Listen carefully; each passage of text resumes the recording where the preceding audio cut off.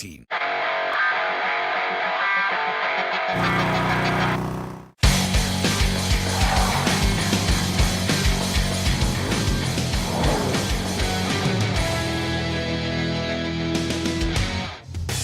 On Overdrive today, we take a closer look at Honda's Warrior in the very busy mid-size SUV space, find out what's been added to the KTM 390 Adventure, and know more about India's very first Supercross Racing League.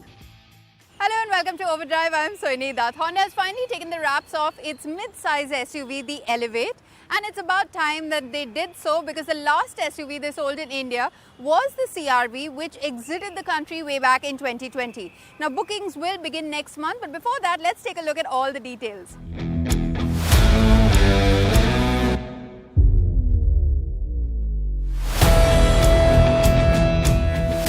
This is the much awaited Honda Elevate.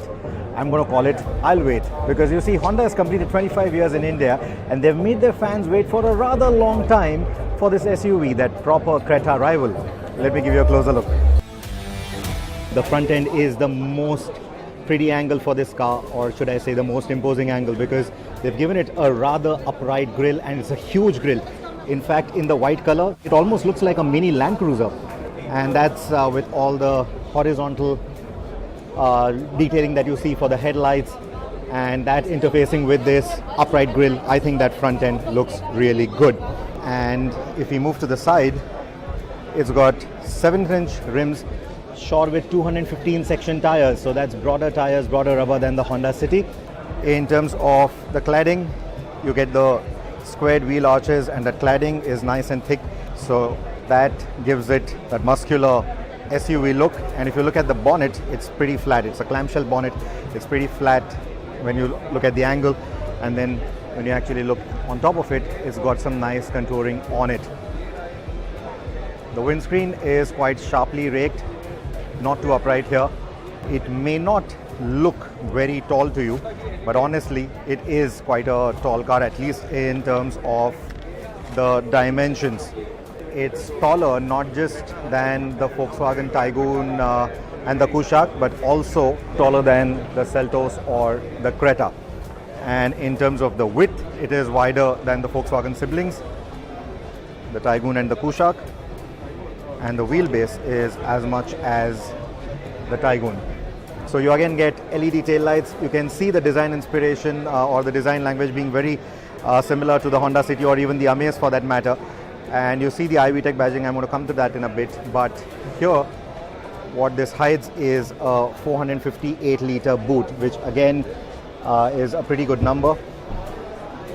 That was a spare wheel, but this is the kind of boot space that you get. It's a little contoured here. The wheel arches are coming in, the wheel wells are sort of coming in, but I think overall it's pretty generous, the kind of space that they've given you. And here is your spare wheel.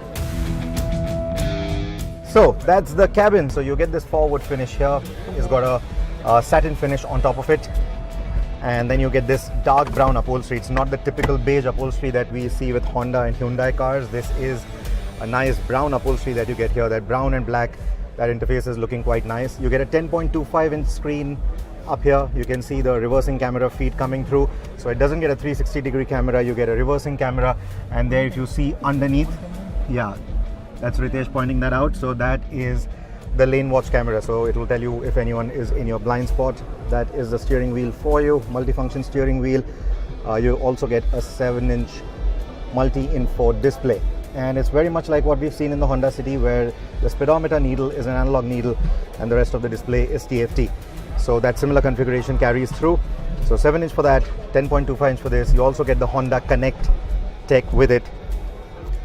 Up here you get the wireless charger, you get 2 USB-A ports, you also get a 12-volt socket here, 2 cup holders. This is the 6-speed manual. You get some more storage space here. These are the door pads, 1 big bottle and some space for knickknacks, more space for knickknacks here. You only get 2 headrests. These are very similar seats to what you get in the Honda City, but you only get 2 adjustable headrests. So the rear seat is only good enough for 2 adults and a kid. You see the iVTEC badge, you haven't seen a hybrid anywhere. That's because the hybrid is not yet launched. It will come at a later date. As of now, what you get is the 1.5 litre engine from the Honda City. It puts out 121 PS and 145 Newton meters of torque.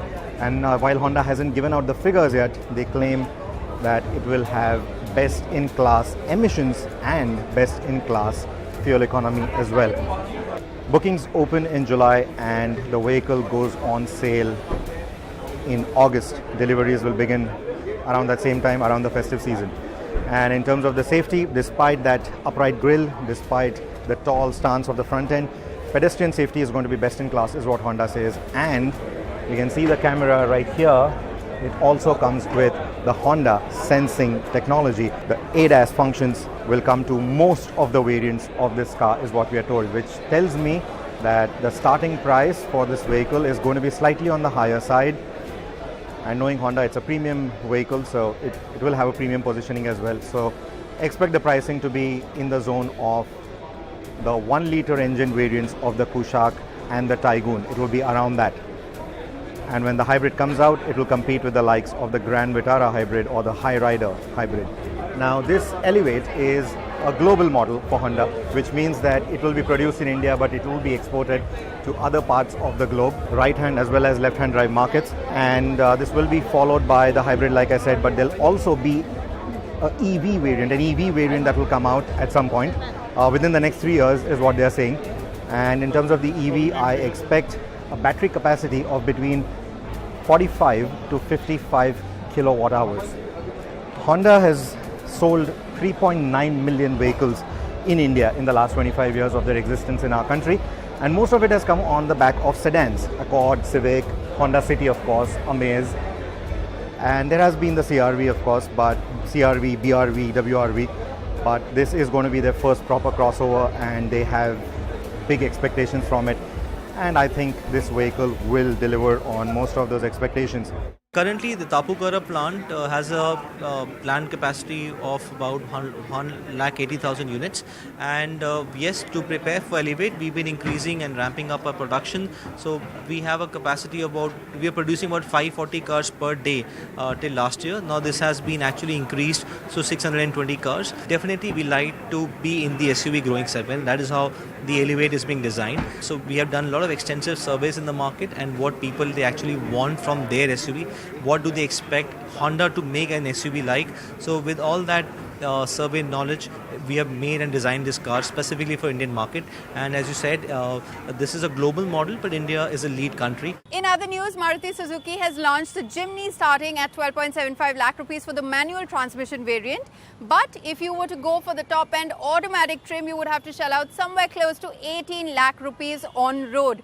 Now that becomes a very pricey proposition, but if you're looking for a no frills entry level manual transmission, which turns out to be a very value for money proposition in terms of an off-roader, then you would want to go for the entry level variant of the Jimny. We'll take a very quick break here on the show, but coming up on the other side, we tell you all about the KTM 390 Adventure.